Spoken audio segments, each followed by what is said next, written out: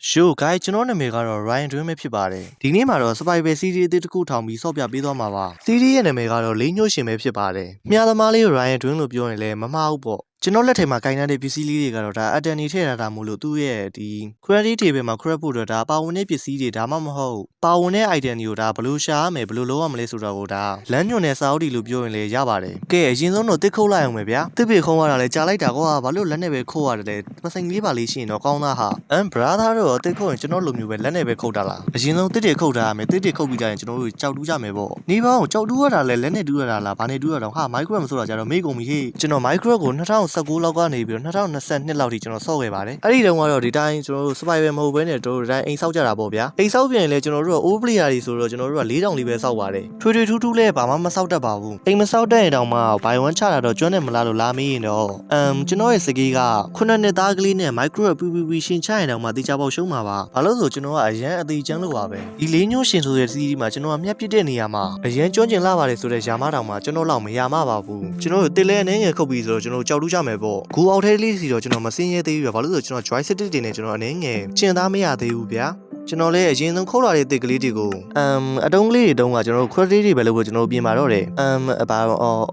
ဟွာတွေဘာတွေတုန်းကအဲ့ဒါတွေကအေးဟုတ်ပါပြီကွာကဲကျွန်တော်အရင်ဆုံး query တွေပဲလေးချပြီးတော့ crap မယ်ပေါ့ဗျာပစ္စည်းလေးတွေကိုအရင်ဆုံးတော့ကျွန်တော်တို့ picket လေးတစ်ချောင်းတော့ကျွန်တော်လုပ်ဖို့လိုမယ်ဗျာအဲ့ဒါတစ်သား picket ပဲကျွန်တော်တို့အရင်ဆုံးလုပ်အောင်ပါဗျာအင်္ဂလိပ်စာမှာပြောတတ်တာနဲ့ micro တွေကပစ္စည်းတွေအကုန်လုံးအင်္ဂလိပ်တုံတွေရတော့ဟုတ်နေပြီဟေး picket မှာတော့သူက damage ကတိတ်တော့မရှိဘူးဗျာဒီချိန်မှာ zombie တွေဘာတွေလာချမယ်ဆိုရင်တော့ကျွန်တော်အနေနဲ့သေချာပေါက်ကိုပြီးရမှာzombie တွေဆိုတာတဲ့ဒီကဘာမှာကနေရာတိုင်းမှာတိုင်းပြည်တွေနဲ့ပြည်နယ်လို့နေပြီးကျွန်တော်ကိုရန်ပြူးမဲ့တကူးသမားတွေလည်းရှိလို့နေသေးတယ်ဗျအနည်းဆုံးတော့ကျွန်တော်အနေနဲ့ရက်တရလောက်တော့အသက်ရှင်သွားခြင်းနဲ့ဗျအခုကြောက်တူးနေတာတော့မှအောက်ကိုအမြဲတမ်းငုံငုံကြည့်နေရတယ်ဘာလို့ဆိုကျောင်းတက်ကြီးတွေကနေတကူးမြန်ထွက်လာတယ်ဆိုတဲ့အတွေးနဲ့တင်စိတ်လှုပ်ရှားလို့နေတော့တာဗျကျွန်တော်ဒီနေ့မှာတော့ကျွန်တော်မီးသွေးလေးတွေဗာလေးတွေတွေ့ရပေါ့ဗျအဲ့ဒါတော့ကျွန်တော်မီးသွေးလေးတွေကိုကျွန်တော်တူးခဲ့တယ်ကျွန်တော် micro ထဲမှာအိမ်ဆောက်ရတာထက်ကြောက်တူးရတာနဲ့တစ်ပင်ခိုးရတာကိုအကြိုက်ဆုံးဖြစ်နေတယ်ဗျကြောက်တူးရတာကိုဘလောက်ဝါသနာပါလဲဆိုရင် stone picket လုပ်ဖို့ကိုမြန်မေးနေလိုက်တော့တာဗျကျွန်တော်တို့တွေကြောက်ကိုတော့တော်တော်လေးများများဆဆတူးတာမှရမယ်ဗျဘာလို့ဆိုကိုပိုင်ကင်းတဲ့နေဆောက်တဲ့အခါကျရင်တတိုင်းနေရဲတိုက်တွေဆောက်ဖို့ကတက်သားတက်စားရင်ကြောက်တုံးကပိုးပြီးတော့မီးတံကိုခံနိုင်တယ်လေအဲ့ဒီတော့ကျွန်တော်အနေနဲ့ကြောက်တွေကိုတော့တော်တော်များများလေးတူးတာမှဖြစ်မယ်ဒါနဲ့အခုနောက်ခံ music ကကျွန်တော်ထည့်ရတာမဟုတ်ပါဘူး micro တဲ့လေးကသူ့ရဲ့ origin နဲ့ပါတာပါကျွန်တော်ကြောက်တူးတာကျွန်တော်အောက်နည်းနည်းရောက်တော့ကျွန်တော်အပေါ်ပြန်တက်ဖို့တော့ပြန်ပြီးတော့တူးလိုက်ရတယ်ဗျာအရင်ဆုံးတော့ကျွန်တော် credit တွေပဲမှာကြောက်ပစိန်လေးတစ်ခုလောက်လုံးရင်ကောင်းမယ်ထင်တယ်အဲ့ဒါမဟုတ်သေးပါဘူးဒီလိုမှရမှာတိုက်ခိုက်တဲ့ damage ကတော့ကျွန်တော်တို့၄ကြီးတော့ရတယ်ဗျာအပေါ်မှာပြတဲ့ပုံရဆိုရင်တော့ကျွန်တော်တို့ဓာတ်ရီကတော့တော်တော်လေးကိုစုံနေဗျာပြီးတော့အာမလိုအင်းလိုဟာတွေရောတော်တော်လေးကိုများတယ်ဗျာအယောင်သွေးရလည်းတော်တော်လေးကိုစုံနေဗျာကျွန်တော်တို့အရင်ဆုံးဒခွန်ချောင်းလေးတွေကိုကျွန်တော်အရင်ခရတ်လိုက်မယ်ဗျာပြီးမှပစိန်တို့ဘာလို့လောက်ကနေပြီးတော့ဆက်ခရတ်မယ်ပေါ့အဲ့ဒီမှာတူးလိုဘာလိုဟာဘာလို့ရတာလဲတော့ကျွန်တော်လည်းမသိဘူးဗျကြည့်ရတာအိမ်ဆောက်ရင်တန်ရိုက်ဖို့ဟာထင်တယ်မိုက်ခရက်ထဲမှာတန်မပါတာဟာဒီနေ့လေးမှာဘာလို့ကြားနေရလဲဆိုကျွန်တော်တို့အဲ့ဒီမှာဘာလို့ရင်ကောင်းလဲကျွန်တော်စဉ်းစားတာပေါ့ဗျာဘာမဆိုင်ညာမဆိုင်ဗျာအဲ့ဒီမှာကျွန်တော်မီးသွေးပုံထားပြီးတော့လှုပ်လိုက်မိပါတယ်လို့မစိုးပါဘူးလှုပ်တာလည်းကောင်းပါတယ်လေအရင်ဆုံးတော့ကျွန်တော်တို့အာယုန်တွေဘာတွေကိုကျွန်တော်တို့တော်တော်လေးတော့ရှာထားဖို့လိုတယ်ဗျာအဲ့ဒါမှသာလျှင်ကျွန်တော်ကိုလာပြီးတော့တိုက်ခိုက်တဲ့ရန်သူတွေကိုပြန်ပြီးတော့ခုခံနိုင်မှာမဟုတ်ရင်ကျွန်တော်အနေနဲ့ပက်ပြီးတော့ပြေးနေရမှာကိုတွေကလည်းဘာမှသာမလုပ်တတ်တာတကူးဆိုရင်အားမနာပဲနဲ့တန်းပြီးတော့ပြေးတော့တာပဲလောလောဆယ်မှာတော့ကျွန်တော်အာယုန်တွေကိုမတွေ့သေးဘူးဆိုပေမဲ့လည်းကြောင်မီးသွေးတွေတော်တော်လေးတွေ့တာလို့အစင်တော့ပြီးပါတယ်လေကဲအခုတော့တွေးတဲ့ကြောင်မီးသွေးတွေကိုပဲအများကြီးတူးလိုက်တော့မယ်ဗျာကြောင်မီးသွေးကကျွန်တော်တို့ဘာတွေလုပ်လို့ရလဲဆိုရင်တော့ဖျောင်းနိုင်နေဘာတွေလုပ်လို့ရတဲ့အပြင်အာယုန်တွေကြိုရွယ်ဖြစ်ဖြစ်အစားအစာတွေကိုချက်ရမယ်ဖြစ်ဖြစ်အောင်စားတစ်ခုအနေနဲ့ကတော့တော်တော်လေးကိုအသုံးဝင်တာဗျာကျွန်တော်ရဲ့ဘေးမှာပါတဲ့စာအုပ်လေးတွေရဲ့အကြောင်းတော့ကျွန်တော်ပြီးမှပဲရှင်းပြတော့မယ်ဗျာကျွန်တော် micro ကို2019လောက်ကစော့တယ်ဆိုပေမဲ့2021လောက်ရောက်မှသာကျွန်တော် micro YouTuber တွေကိုစပြီးတော့ ready ထားမိလာတာပေါ့ဗျာအဲ့ဒီတုန်းကဆိုရင်ကျွန်တော်တို့စီမှာ wifi မပြောနဲ့ရွာရဲလေးရအကူတွေဂိမ်းဆော့မယ်ဆိုရင်တော့မှရွာပြင်ကိုထွက်ပြီးတော့ဆော့ရတာဗျာအခုကျမှလည်းကျွန်တော်တို့ရွာနည်းနည်းတူးတက်လာလို့မို့ wifi ဆိုတာကိုလည်းအခုမှပဲသုံးမှုတယ်လို့ပြောရင်လည်းမမှားဘူးပေါ့အဲ့ဒီတုန်းကဆိုရင်ကျွန်တော်တို့တငယ်ချင်းတွေနဲ့အတူ micro ကိုဇပြားလေးနဲ့ပဲချိတ်ဆော့ခဲ့ရတာဗျအခုကြပြန်တော့လေကျွန်တော်တငယ်ချင်းတွေထဲမှာ micro ဆော့တာဆိုလို့ကျွန်တော်တယောက်တည်းလေးပဲကြံပါတော့တယ်ကြောင်မီးသွေးတွေကတော့ကျွန်တော်အနေနဲ့တော်တော်လေးကိုရလိုက်တယ်ဗျဒီလောက်ပတ်မှနားနေဆိုရင်ကျွန်တော်အနေနဲ့သေးကြပါအောင်ကြောင်မီးသွေးကိုနောက်တစ်ခါထပ်ပြီးတော့လာချဖို့အတွက်အနည်းငယ်အချိန်ရမယ်လို့ထင်ပါတယ်အာယုန်တွေဒါဒီလိုမျိုးတာတွေးလိုက်လို့ကတော့တော်တော်လေးကိုကောင်းပါဗျာအာယုန်ကမတွေးသေးဘူးဟေးဘာကြီးလောက်ရမလဲကွာဒီနေရာမှာကျွန်တော်အနေနဲ့ကြောင်မီးသွေးဆက်ပြီးတော့တူးနေဖို့အတွက်အဆင်မပြေသေးဘူးအစားအစာအတွက်အပေါ်တက်ပြီးတော့သေးကြပါအောင်အမဲလိုက်ရအောင်မယ်ခုလိုမျိုးပူပြင်းချောက်သွင်းနေတဲ့နေရာမှာတားကောင်းနေရှိမယ်လို့မျှော်လင့်ရတာပဲကျွန်တော်အနေနဲ့အောက်ကိုဆက်ဆင်းလိုက်သေးကြပါအောင်အာယုန်တွေးမယ်လို့ဆိုပေမဲ့လည်းအောက်မှာကကျွန်တော်တို့ရဲ့အချစ်တော် creeper နဲ့ skeleton လေးရှိတယ်ဆိုတော့သေးကြပါအောင်အကျုံးခံမှာကျွန်တော်ပဲဖြစ်မှာပါအဲ့ဒီတော့ကျွန်တော်လိုက်နာတဲ့ပထမဆုံးအချက်ကကိုလုံးချုံအောင်နေဖို့ပါပဲဒုတိယလိုက်နာတဲ့အချက်ကတော့မနိုင်မချပဲပြီးတာပါပဲတတိယလိုက်နာတဲ့အချက်ကလည်းချားရမယ်ဆိုရင်တော့မှခွန်အေးရတဲ့အချိန်မှာသေးကြပါပြီးမှာပါ အဲ့ဒီတော့အခုမနိုင်တဲ့ကောင်တွေကိုမချပဲခရဒီတီပဲလေးကိုတမကအပေါ်သွားဖို့အတွက်ကျွန်တော်ပြင်ပါတော့တယ်တေချာပေါ့အစားစောက်တက်လဲမေးလိုက်ရအောင်မယ်မဟုတ်ဘူးလားညရောက်ပြီဆိုတော့ねကျွန်တော်တို့ရှင်သန်ဖို့တော့ကအတော်လေးကိုခက်ခဲသွားမှာဗျရှိမှာအာယုန်တွေဟာဒါဆိုရင်တော့ကျွန်တော်အနေနဲ့ကုကုကဝယ်ဖို့အတွက်ဒိုင်းတစ်ခုတော့လုပ်လို့ရပြီဗျအာယုန်ကိုပြီးမှတူးမယ်ဗျလောလောဆယ်တော့ကော်ပါလေးကိုတူးလိုက်အောင်မယ်ကော်ပါကဘယ်နှခုရတာတော့တစ်ခုတူးရင်3ခုလောက်တော့ရတယ်ဟာမင်းနေတာကော်ပါနဲ့လေအာမလုပ်လို့ရတာပဲအဲ့ဒါဆိုရင်တော့မိုက်ပြီပေါ့အခုလောလောဆယ်မှာကော်ပါတွေအများကြီးတွေ့ကြတာဆိုတော့နေပေါင်းဒီအတန်ကမီးလောင်နေတဲ့ဇွန်မီမဟုတ်ဘူးလားဟာသွားပြီဒီကောင်9နောက်မြန်ရောက်လာတာလားဟာ9နောက်မှလည်းမရှိဘူးအဲ့ဒါဆိုရင်တော့9ပုံမှမြန်ဖြစ်နေမလားဟာဒီကောင်ဘယ်ရတော့ဟာကော်ပါလေးတွေကောက်လိုက်တာပဲကောင်းပါလေလေအတန်တွေကတော့ကြားနေရတယ်ဗျကျွန်တော်အာယုန်ရှိရပြီဆိုတာနဲ့သူတို့တွေကိုရှင်းဆိုင်ဖို့တို့ကတိတ်တော့မခက်ခဲတော့ပါဘူးမရှင်လေးလေးစစ်ပြီးပြီဆိုတော့အာယုန်ကိုစေးလိုက်နေတူးလို့ရပါပြီဒါပေမဲ့အာယုန်ရှိတဲ့ဘက်ကဇွန်မီတစ်ကောင်ရှိမယ်လို့ကျွန်တော်ခံစားနေရတယ်ဗျဒါပေမဲ့လည်းမတက်နိုင်ဘူးလေကွာအနေငယ်တော့စဉ်းစားကြည့်ရမှာပဲအာယုန်ကအော်ငါရတယ်ဟာတကူကအောက်ကိုကျသွားပြီအေးပါကွာအောက်ကိုလိုက်ပြီးတော့စီးပြီးတော့ကောက်အောင်မယ်လို့စုစုပေါင်းမှာ2တုံးနဲ့ရှိတာလားကွာအောက်ကိုတော့ဆင်းကြည့်ရမှာပဲဟေးရှေ့ရဇွန်မီလားဟာငါတို့သွားပြီငါတို့ကြားပါစက်တယ်မှောက်နေနေပြီဟေးအမလေးကေကြတော့အဲ့ဒီကောင်တော့ကလိုက်နေပြီဟာလူတွေကလိုက်နေရမယ်ချက်ပြေးကြကအကောင်းဆုံးပဲ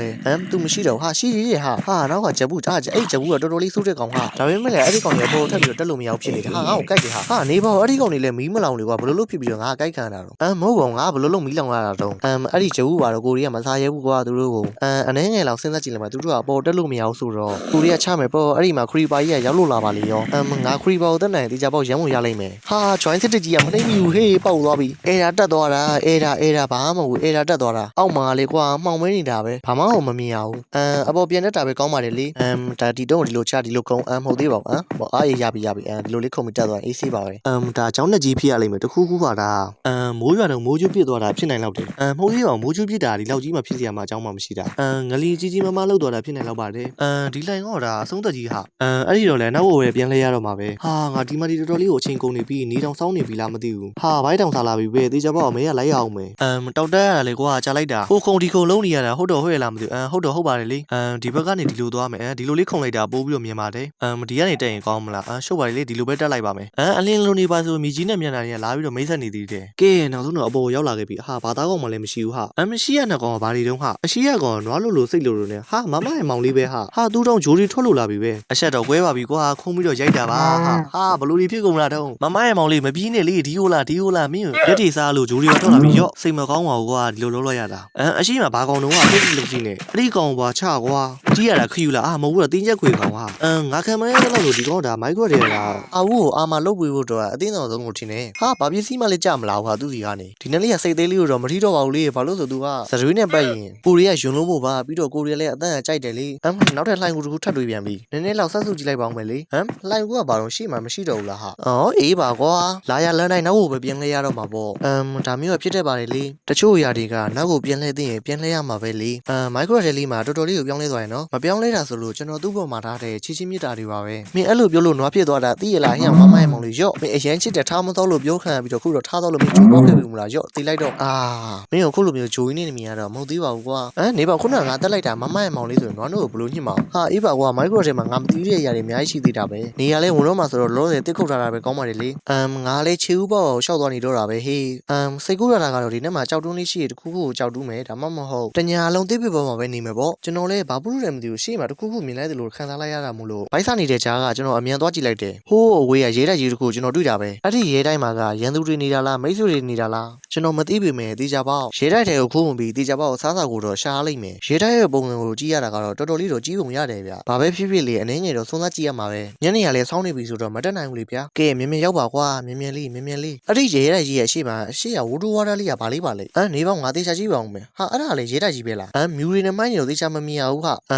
ကြည့်ရတာကတော့ဒါရဲတိုက်နှစ်ခုကဒါပြိုင်လို့ရှိနေတာဆိုတော့တခုခုကတော့ဒါကျွန်တော်တို့ရဲ့မိတ်ဆွေတွေနေတဲ့ရဲတိုက်တစ်ခုပဲဖြစ်ရလိမ့်မယ်မှားပြီးတော့ဝင်ပြီးမယ်ဆိုရင်တော့ကျွန်တော်နေနေတေချာပေါက်ဇလန်ဒီနေရာမှာတွေပြီးတော့မှာကျွန်တော်လည်းဆုံးဖြတ်ချက်ကိုပြသားသားပဲဒီနန်းကအပြာရောင်အလံနဲ့အနီရောင်ရဲတိုက်ကိုဝင်ဖို့ပြင်လိုက်ပါတယ်အတန်လေးကိုနားထောင်ရတော့ကတော့ဒါရွာသားတွေရဲ့အတန်ဖြစ်မယ်လို့ထင်နေဗျဘာပဲဖြစ်ဖြစ်ဝင်သွားလိုက်တာပဲကောင်းပါလေပြီးရင်ပြီးလို့ရတာပဲဟာနေပေါင်းအဲ့ဒါရွာသားတွေဟာရွာသားတွေကလှမ်းနေတာတွေနဲ့အဆင့်နေမြင့်လို့ပါလားဝါဟိုသူတို့ကအပြာရောင်နေမင်းအလံတွေနဲ့ဟာငါ့ကိုလေရံမပြူးကြအောင်ဆိုတော့တေချာပေါက်ငါသူတို့ရဲ့မဟာမိပဲနေမှာနေပေါင်းအဲ့ဒီတူကဒါအိမ်ဆောက်တဲ့နေရာမှာသုံးနေတူမဟုတ်ဘူးလားဒီနေရာမှာသူတို့ကိုလှုပ်လို့ပေးရရွာသားတွေရောရှိရဟာဟိုမှာချက်တလုံးအိမ်ရောရှိတော့အဆင်ပြေတာပဲဟေးနေမှာဟိုအစိမ်းရောင်အိမ်လည်းကောင်းနေတာဟာငပြင်းမို့လားမင်းအိမ်တော်လားကွာအစိုးရရှိသေးတစ်တာထဲမှာဘာတွေရှိမလဲဟာအိုင်းမစော့ဓာတ်တစ်ချောင်းပဲပြီးတော့အစားအစာတွေ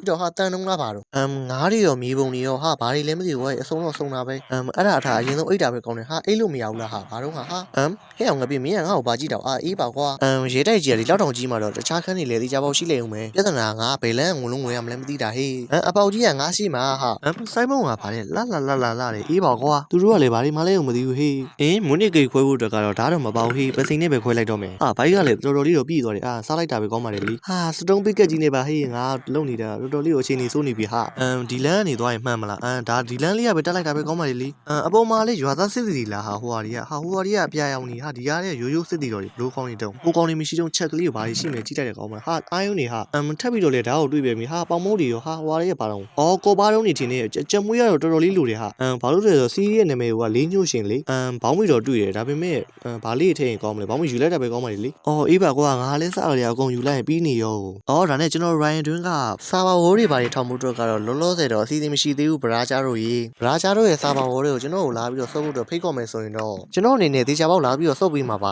ပစ္စည်းတွေဘာတွေလဲကျွန်တော်သူများပစ္စည်းတွေမခိုးတတ်ပါဘူးအကယ်၍ပစ္စည်းတွေဘာတွေပြောနေကျွန်တော်လာပြီးတော့မပြောနဲ့ပေါ့လေနော်ဒါကဘာလန်းနေဟာဈေးညံလန်းလားမဟုတ်သေးဘူးဒါဒီနေရာတွေဒါမြားတွေပဲဘာတွေနဲ့ပြရတာနေမဟာလန့်လာကွာမင်းရလေသူတို့နန်းတော့တော်တော်လေးကိုအဆင်ပြေတာပဲဒီကနေလို့ရှောက်လန်းတွေကိုပါတာဟာငါဘယ်လန်းကိုဆက်သွားမှမသိတော့ဟေးလန်းနေတော့ပြောင်းနေပြီဟာမင်္ဂလာပါဗရာချာတို့ရဲ့ပစ္စည်းတို့ကျွန်တော်ကဒါထိန်းဆောက်ရှောက်ပေးတာပါဗရာချာတို့ရဲ့ပစ္စည်းတွေကိုကျွန်တော်ရဲ့ကိုကျိုးအတွက်မသုံးပါဘူးအဲ့ဒီတော့စိတ်ချပါကျွန်တော်ကဒါထိန်းဆောက်ရှောက်ပေးအောင်ပါပဲငါးတွေကတော့တော်တော်လေးကိုတွေ့တယ်ဟာဒါဆိုရင်တော့ဒီချပေါင်းညစားတော့ဒီချပေါင်း9ကြော်တော့စားမယ်အဲ့ဒီဆေးပလင်းလေးတွေကဘာဆေးပလင်းလေးတွေတုန်းဟာဇူမီသားလေးပြန်ထည့်ပေးထားလိုက်ပါမယ်လေဗရာချာတို့အဲ့ဇူမီသားအရန်စားလို့ကောင်းတာတော့စားကြည့်ရချလားဟာအဲ့မြင်းနေရောဟာဒီမှာလဲချက်တလုံး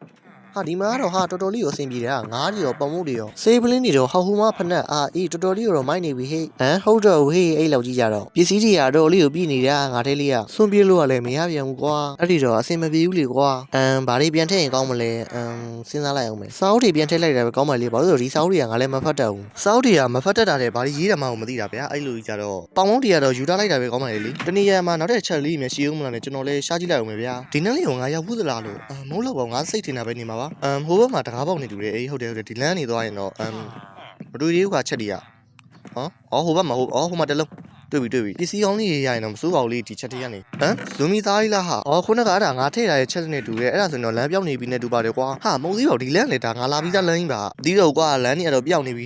ဒီမှာအပေါ်တက်တဲ့လမ်းတော့ရှိတယ်အပေါ်ပဲတက်လိုက်တာပဲကောင်းပါလေဒီလောက်နန်းတော်ချင်းလေးမှလမ်းပြောင်းနေတယ်ဆိုကြရောမဟုတ်တော့ဘူးဟေးဒီနေရာဘာတော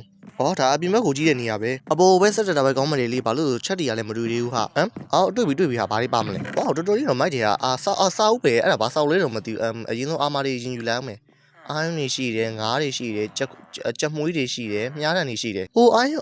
ာယုံအာမာပါတော့အဲ့ဒါအာယုံအာမာလားဘာလားတော့မသိဘူးဗျကျွန်တော်လေးယူလိုက်တယ်ဗျညကြရင်တော့9ကြော်နေပဲစားရတော့မယ်ဟေးအပေါ်ပဲဆက်တက်လိုက်အောင်မယ်ဒါကဘာတော့မျှော်စင်လားဟာဒါအပေါ်ကြည့်ရတဲ့မျှော်စင်နေမှာဘာကြီးတာဒါကေးထားရတဲ့နေရာနေမှာတော်တော်လေးတော့လှရဟာညာကြီးဆိုတော့အောက်မှာဘာကောင်းနေတော့ဘာတော့မမြင်အောင်မှောင်မဲနေတာပဲအောက်နည်းနည်းကြည့်လိုက်အောင်မယ်မမီးပါအေးပါကွာဟုတ်ပါတော့စစ်ကလက်တဲ့အယိုးကြောက်တွေဒီလောက်ပါပဲဘာမှမရှိပါဘူးတခြားခန်းတွေကလိုက်ပြီးတော့မှုရအောင်မယ်ဟေးနည်းနည်းတော့ရှာလာအောင်မယ်ဒီနေ့မှာတော့ဒီချက်တစ်လုံးမရှိတယ်ငါလည်းဒါကိုလှက်ကြည့်မိတင်ပြီဟေးဘိုက်ကတော့တော်တော်လေးကိုစားနေပြီငါးကြော်ရင်ပြန်ကြော်ရင်ကောင်းမလားဒါမှမဟုတ်နည်းနည်းလောက်စက်ကြည့်လိုက်ပါအောင်မယ်ဟိုမှာချက်တစ်လုံးဘာရှိမလဲတော့မသိဘူးပစ္စည်းတော့ကောင်းမယ်ထင်တာပဲဒီနေရာကတော့အချင်းလေးစားတော့နောက်တစ်အုပ်ပဲလောလောဆယ်တော့စားအုပ်တွေကိုပြချက်မှထားမယ်ကွာငါလည်းဘလို့အချက်မမီတော့ဘူးပေါင်မုံတော့ရိုင်းထားလိုက်မယ်လောလောဆယ်စားအုပ်တွေကအပေါ်ပဲထားလိုက်မယ်ကြမွေးတွေတော့ယူတော့လိုက်မယ်ကွာဆေးပလင်းတွေကိုတော့ဒီမှာပဲထားခဲ့လိုက်မယ်ဘာလို့ဆိုတော့အပေါ်တက်မှာဆိုတော့စိတ်ချရတယ်ကွာနေပါအောင်အဲ့ဒီဆေးပလင်းတွေကဘာဆေးပလင်းတွေတုန်းကနည်းနည်းလောက်ပြီးကြမှာတောက်ကြည့်လိုက်အောင်မယ်ဘာကြီးရေးကြမှာလဲတော့မသိဘူးတောက်ကြည့်လိုက်တော့ပဲကောင်းပါလေလေတောက်ကြည့်ပါမယ်ဆိုမှကလရပြီလားမရသေးဘူးဟာဘာမှတော့ထူးဆန်းတော့မရှိပါဆေးပလင်းကမကုန်သေးဘူးဟာအေးပါကွာငါဆေးပလင်းကုန်မှလို့တောက်လိုက်အောင်မယ်နောက်ထပ်ဒီကောင်ဘယ်နှကားလုံးမော့နေရောဆေးပလင်းကုန်တော့သွားပြီဘာတွေတော့နယူးပါတော့ဘာဒီမှလည်းမသိဘူးဟေးဆေးတောက်ပြီးတော့ဘာမှလည်းဖြစ်မလာဘူးလားဟာဟိုလိုဆိုမီးအဖက်လေးပါလေးပေါ်လာမှာကွာမီးမလောင်တဲ့ဆေးပလင်းတော့တွေးပြီးတဲ့ဆေးပလင်းတော့ဒါတွေကတော့ဘာတွေလဲတော့မသိဘူးပလင်းခွန်လေးတော့ချက်ထဲလေးပဲပြတ်ထည့်ထားလိုက်တာပဲကောင်းပါတယ်လေ ဒီအိုင်းရွန်အာမာအန်ချက်ထားတာပဲမိုက်တော့မိုက်တယ်မစိုးဟာသူတို့ကအိုင်းရွန်အာမာကိုတော့အန်ချက်တယ်ဆိုမှတော့တော်တော်လေးကိုချမ်းသာတဲ့ရေးတိုက်ကြီးပဲငါမှလည်းပစ္စည်းတွေကပြီးနေတော့ပြန်ပြီးတော့ထိထားလိုက်တာပဲကောင်းမှလေဘာလို့ဆိုနောက်ထပ်ရှားမယ့်ပစ္စည်းတွေအများကြီးကျန်နေတယ်ဒါကစတီးထားတွေလားဘာတွေတော့အဲ့ဒါဘာကြောက်တုံးကနေရလာတဲ့စတီးထားတွေလေတော့မသိဘူးဗျာထားလိုက်တယ်မယ်ဒီတိုင်းလေးနောက်ထပ်အပေါ်ထပ်ပြီးတက်လို့ရတဲ့လှေကားရှိသေးတာပဲဒီဘက်ကနေဒီလိုပတ်သွားတာပဲကောင်းမှလေအားဟိုမှာချက်တလုံးကဘာရှိမလဲတော့မသိဘူးအထဲထဲလေးမှာလှက်ကြည့်လိုက်တာပဲကောင်းမှလေငါးကြော်တွေကတော့အများကြီးပဲဟေးဟောပစိန်နေရောဟိုမှာဘာတော့အာယွန်းအာမာလားအာယွန်းအာမာမဟုတ်အဲ့ဒါဘာတော့အာယွန်းတော့အာယွန်းဘာအာယွန်းမှမသိဘူးလောဆယ်စာရွက်တီရောဟာစေးပလင်းယူထားလိုက်တာပဲကောင်းပါလေအဲ့ဒါဟိုကော့ပါတုံးနေလားဟိုဘက်မှာလန်တလန်ရှိသေးရပဲအဲ့ဒါဆိုတော့တေချာပေါက်ချက်တလုံးတော့ရှိလောက်မှာပါအဲ့ဒီဘက်မှာရှိရဟာဘာရှိမလဲအဲ့ထဲလေးမှာဒီချက်ကတော့တော်တော်လေးကိုစုပ်ပြတ်တက်နေတာပဲဟေးပါမုတ်တွေနဲ့ကျွန်တော်အဲ့ကော့ပါတုံးနေနဲ့စာရွက်တီတော့ရှိတယ်သူတို့စာရွက်တီဘာလို့ကြာမြေပုံလောက်ကြမှာလားဘာလဲတော့မသိဘူးဗျာစာအုပ်စာပေလူမိတ်ဆူဆူတွေတန်ကြည့်ရတာစာအုပ်တွေလုံးဝင်တင်နေကဲနောက်ဆုံးမှာကျွန်တော်အပေါ်တက်ကိုပဲတက်တော့မယ်ဒါကတော့နောက်ဆုံးအပေါ်တက်နဲ့တူတယ်မျှော်စင်းရဲ့ချက်တလုံးကဘာရေးတာတော့လှက်လို့မရအောင်ဖတ်ကြည့်လိုက်ပါဦးစားတွေကဒီရေးတိုက်ကိုရောက်လာတဲ့သူရဲကောင်းအတွက်ဆိုလားအဲ့ဒါတူတန်ကြီးပဲအဲ့ဒါဆိုရင်တော့မတီတော့ဘူးတီးပြီးအသက်ပြန်ရှင်လာပါပဲဂိုးရဲခဲတော့ဆိုတော့တက်တောင်ရှိတာဟာအဲ့ဒါစားလို့ပဲရတာလားမသိဘူးစိုက်လို့မရအောင်နဲ့တူတယ်ကြည့်ရတာဒီညတော့အပေါ်မှာပဲနေပြီးတော့ကင်းထောက်လိုက်တာပဲကောင်းပါလေလေအခုလောလောဆယ်တော့ဒါခုနကငါလာခဲ့တဲ့လမ်းနေပဲရေးတိုက်ကြီးကတော့တော်တော်လေးကိုမြင့်နေပြီအပေါ်ကနေပြုတ်ချိုင်တော့တေချာဘောကိုတစ်ခါလေးတန်းပြီးတော့တေးမှာငါမှလည်းပစ္စည်းရပြီးနေတော့ချက်ထဲလေးကိုပြန်ထည့်ရင်ကောင်းမှာတော်ပိုင်လေးမထဲတော့ပါဘူးဘာလို့ရင်ကောင်းမလဲဘာလို့မှမသိတော့ဘူးဟေးစဉ်းစားလို့မရအောင်ဒီထဲမှာပဲပစ္စည်းတွေထည့်လိုက်တာပဲကောင်းမလားအဲ့ဒါဆိုရင်တော့ credit တွေပဲချပြီးပစ္စည်းလေး credit မယ်ကွာပြီးကြရင်လောင်စာလေးနဲ့အားတို့အသားလေးပါလေးချက်မယ်ပေါ့credit တွေပဲယူလိုက်မယ်ပြီးကြရင်မီးဖို့ယူလိုက်မယ်အရင်ဆုံးမီးဖို့ချလိုက်မယ် credit တွေပဲနောက်မှချဒါပဲမီးဖို့တွေကိုအရင်ဆုံးငါတို့ကြောင်မီးသွေးလေးအရင်ထည့်လိုက်မယ်ပေါ့ကွာကြောင်မီးသွေးထည့်ပြီးတာနဲ့ငါတို့လမ်းမှာခုတ်လာတဲ့မမရဲ့မောင်လေးဖြစ်တဲ့အမဲသားလေးထည့်လိုက်မယ်ကဲဗရာကြတော့ရင်နောက်လာမယ့် episode တွေမှာတော့ကျွန်တော်အိမ်ကောင်းလေးတွေပါလေးတော့စောက်ပြသွားမယ်ဗျာရန်သူတွေကိုတိုက်ခိုက်သွားတဲ့နေရာမှာလည်းကျွန်တော်အာမာတွေပါမူဖဲနေဗျာဒီတိုင်းသိရမှာတော့လက်ပလာနဲ့တော့မဟုတ်ဓာလီတစ်ချောင်းနဲ့ရှီးလေးတစ်ခုနဲ့ပဲဗျာသူတို့ကိုတိုက်ခိုက်သွားမယ်ကျွန်တော်နောက်မှာမြင်နေရတဲ့ရဲတိုက်ကြီးကိုကျွန်တော်နောက်ပိုင်းမှာတော့ကျွန်တော်ဝင်ရောက်ပြီးတော့တိုက်ခိုက်သွားမယ်ဒါပေမဲ့ကျွန်တော်မှာပြင်ဆင်စရာအချိန်ကြီးတော့လိုသေးတယ်ဗျအရင်ဆုံးရန်သူတွေရဲ့နန်းတွေကိုကင်းထောက်ဖို့လိုသေးတယ်သူတို့တွေရဲ့လက်နက်အင်အားလူဝင်အားကိုသိမှသာလျှင်ကျွန်တော်အနေနဲ့ဘလို့တိုက်ခိုက်ရမယ်ဘလို့အစီအစဉ်ဆွဲရမလဲဆိုတော့သိမှာဗျငါတို့အင်ပါယာစစ်တီတော်တွေအောက်မှာဇူမီတွေနဲ့ချနေကြပြီငါရဲ့အချိန်နဲ့သူတို့ကိုသွားကူမယ်ဆိုရင်ငါအသေးချပေါ့အရှုံးထုတ်ပဲဖြစ်မှာပါလေငါမှမြားနဲ့6ချောင်းတော့ရှိတာပဲသူတို့အပေါ်ကနေလေးနဲ့ပြစ်ပြီးတော့ကူညီရင်တော့ရမှာပါအသေးချပေါ့ဒါနဲ့ပင်းကူမြုံဘလို့ဖြစ်ရမလဲကက်ကြီးလေးလှုပ်လိုက်ရင်ကောင်းမလားကက်ကြီးလှုပ်တာပဲကောင်းမလဲအဲ့ပင်းကူမြုံကက်ကြီးနဲ့ဖြစ်ရင်အသေးချပေါ့ရမှာသိကြတယ်လောလောဆယ်ဘယ်လိုလုပ်ရင်ကောင်းမလဲအရင်ဆုံးပင်းကူမျိုးကိုရင်ချလိုက်မယ်ချပါမယ်ဆိုမှအဲ့ဒါတက်နေပြန်ပြီဟေးလောလောဆယ်ကကြီးကိုခရက်ရအောင်မယ်ကကြီးရမှာမလို့ပေါ်ပြီဟာမဟုတ်သေးပါဘူးဟာကကြီးဟိုမှာကကြီးတွေ့ပြီနှိပ်လိုက်မယ်ကကြီးဟာအဲ့ဒါတက်သွားရပြီဟာကကြီးကပင်းကူမြင်လေးတွေကိုအဲ့ဒီမှာတစ်ခုနှစ်ခုဘာလို့ဟာကကြီးကကြီးကကြီးကကိုစီမှာဟုတ်သေးပါဘူးဒီလိုညှက်လိုက်မယ်ဘလို့မဟုတ်ဘူးလားဒါနဲ့တော့မဟုတ်သေးဘူးဟာရပြီဟာဘလို့ပြင်းဝင်မပြန်ရတာလားကျူကပဲမတော့အဲ့ဒါဆိုရင်ငါအမြကဘလို့လောရတော့မှာတော့ဟာအရင်ဆုံးကိုကာဝယ်ဖို့တဲ့ရှီးလေးလှုပ်လိုက်တာပဲကောင်းပါလေလေရှီးရပါမလို့အပေါ်မှာဟွာရှီးရပါရှီးတော့ဟာဟိုဟာကကြီးရတာကောပါရှီးနဲ့တူတယ်အဲ့ဒါအနောက်မှာလုံးမယ်အရင်ဆုံးအာယွန်းရှီးပဲအရင်လှုပ်လိုက်တာပဲကောင်းပါတယ်အာယွန်းဖူးရမှာကိုပြီးကြမှာဝုတ်မယ်ကွာလောလောဆယ်လေးလှုပ်ဖို့အတွက်ပြဿနာလေးတက်နေတယ်ဟေးပင်းကိုရင်ကဘလို့ဖြစ်ရမှာတော့ဟာဓာတ်နဲ့ဖြတ်ကြည့်လိုက်မယ်ကွာရမလားတော့မသိဘူးအဲ့ဒီမှာရော့မဟုတ်သေးဘူးရပြီနောက်ဆုံးတော့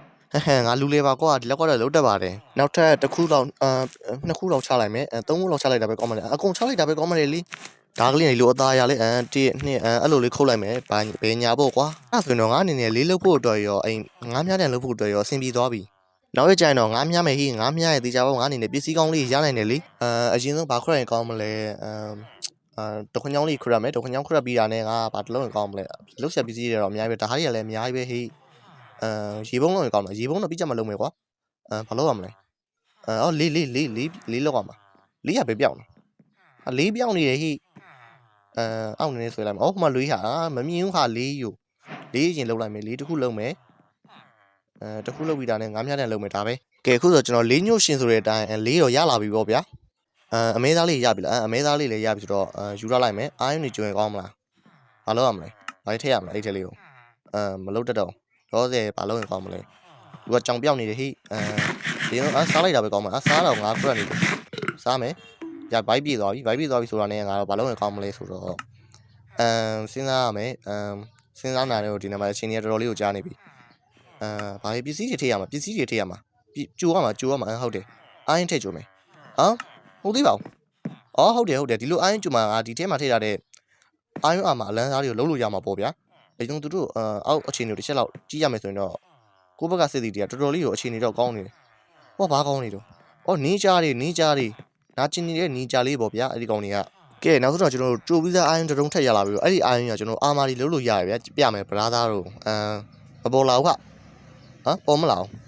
အောက်ဆုံးမှာလောကမှာအဲ့ဒီဘာလို့တည်ရီဂျိုးလေးလိုရဗျအဲ့မမြင်လား6ခုဆိုတဲ့တည်ရီဂျိုးအဲ့ဒါတွေကိုလောက်ရမယ်ပြီးကြရင်ပစိန်တွေကတော့တော်တော်လေးအဲ့ဒါတည်ရီဂျိုးလောက်ရမယ်တည်ရီဂျိုးလောက်ရင်ကျွန်တော်တို့